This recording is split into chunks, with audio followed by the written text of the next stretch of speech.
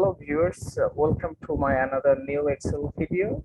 So today I'm gonna share how to calculate net present value with Microsoft Excel. So let me share the screen. Stay with me. So here you can see firm's cost of capital, number of years. You can see project A and project B, and cost of capital here is 10%.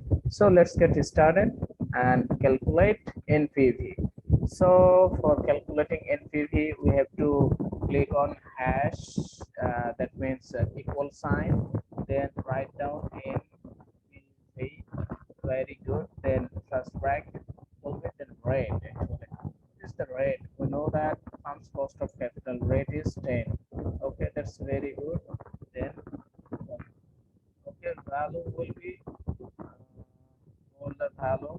I will select. That's very good. Then bracket close. Then minus sign. Then select the value. 5. Then click on enter button. Then we will get the result NPV of project A, that is 11,071.01 actually. So let's move on another project B. Okay. So similarly, we have to click on equal sign, then write down NPV. Okay, first bracket close will be, then rate. What is rate? We know that 10%. Then give a comma, then value.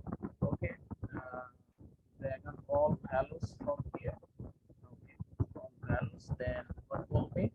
Then of course need to bracket close, then give a minus sign.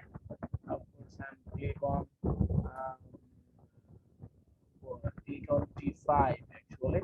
Then click on enter option, then you will get the result ultimately. So here you can see that is the result of project B, 10,924.40. So that is the net present value actually. So we usually calculate net present value with Microsoft Excel. Okay, so in this way we can solve various problems like this. It will save our time and it will give the authentic result actually. So even in this here I can give you another thing is that if you face any problem, so here you can select that will be number, currency, of course give a currency. Okay, that's very good. Long date person. So here you can choose any option. Yeah, which option do you like? So in this way we can of course solve this type of problem. So thank you very much for watching this video, and don't forget to give a like, comment and share. So thank you very much.